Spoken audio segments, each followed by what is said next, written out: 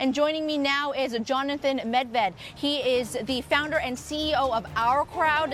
He's a serial entrepreneur, the world's largest equity crowdfunding platform for accredited investors based over in Israel. Founded back in 2013, he created a platform that is for accredited investors to provide VC funding to early stage startups. Very good morning to you, John. It's great to be here. Thanks for joining us today. Now, of course, before we get started and talking about what you're doing here today, there's a big announcement that you want to make and tell our viewers here. You have a new institutional partner, and that is who? And that is KB Hana in Korea. It's appropriate here at the Asian Financial Forum that we're announcing this important deal with Korea's largest bank, KB Hana, who is essentially taking a bold step forward in terms of financial inclusion. Look, the most aspirational and most esoteric asset class until now has been venture capital. It's been tough for anybody worldwide to access the good venture deals, but especially for Asian investors who want to invest outside of Asia in the West. And at OurCrowd, we provide a platform that allows you to actually pick your individual cool deal, whether it's in artificial intelligence or digital health or ag tech. And now working with KB Hana, we'll be providing this service broadly to Korean investors.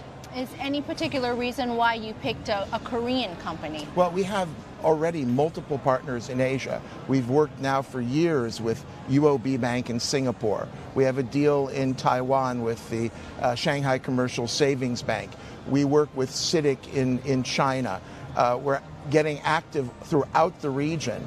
And we felt that Korea was ripe, and KB Hana is a great, great partner. And so we're delighted to be announcing that here at the Asian Financial Forum. Now let's talk about the AFF and why we are here talking to you. Of course, the world is dealing with a lot of political headwinds, the turmoil. How is that impacting investing and the deal flows? Well, it's interesting. You know, you can't stop innovation, right? Innovation doesn't stop for politics.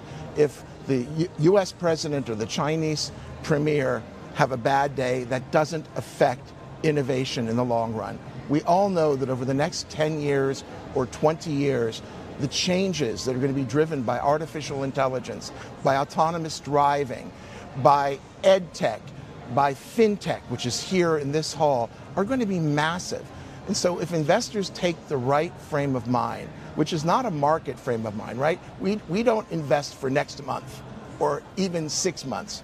We invest for 3 years, 4 years, 5 years ahead. And that's what makes venture capital so exciting. And in fact, it's non-correlated. So when the markets go down, it's actually a better time to be investing in venture capital because the prices are going down. Now, if you have already maturing venture assets, you're affected by that. But for the new investor who's getting ready to come in, as I hope many Koreans and other Asian investors are into the venture capital asset class, it's a great time to be investing. I want to ask you in particular about the Chinese market. How do you balance capturing growth opportunities in the Chinese market while, given that you are based in Israel, not putting the relationship with the United States at risk, given that we do have this trade dispute? It requires some very fancy footwork. This is a very, very critical issue for us. Our core relationship in Israel is with the United States and Silicon Valley, and it's a good thing, and we need to preserve that at all costs.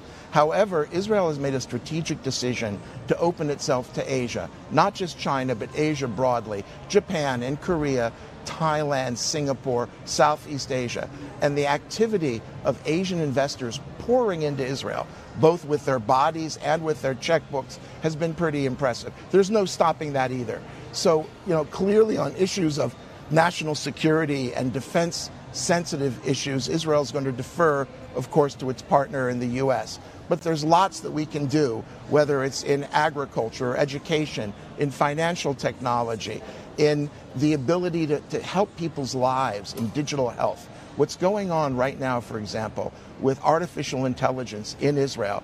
Today, Israel is number 3 in the world by a hair in terms of AI startups. China, by the way, number 1 is the US. Number 2 is China with 380 startups. Number 3 is Israel with 360. Now, the only difference between China and Israel is about 1 billion people. The fact that Israel has that kind of a robust artificial intelligence technology core, I think makes it a spectacular partner for Asia as it starts driving AI into every area of business. And we're, by the way, Israel's most active venture investor at OurCrowd and the most active investor in artificial intelligence. Talk to us a little bit about the activity in Europe and in particular the London market, given that we do have Brexit. We have a vote in Parliament tomorrow.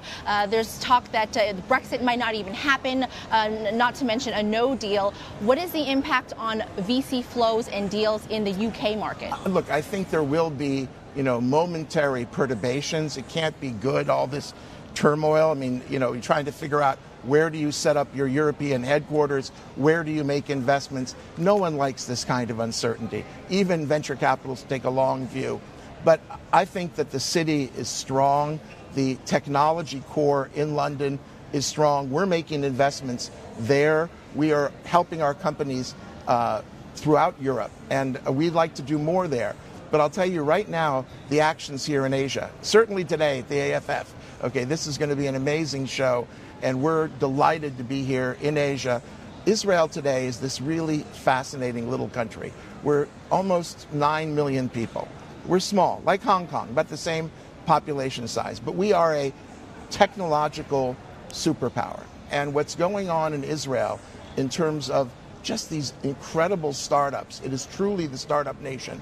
We'd like to invite your viewers to come join us and see us. We're going to actually have a worldwide summit ourselves March 7th in Jerusalem for OurCrowd, where we'll have hundreds of startups on display. We're expecting 15,000 people in Jerusalem, so you got to get your hotel room soon. All right. Well, thanks very much for joining us today, Jonathan.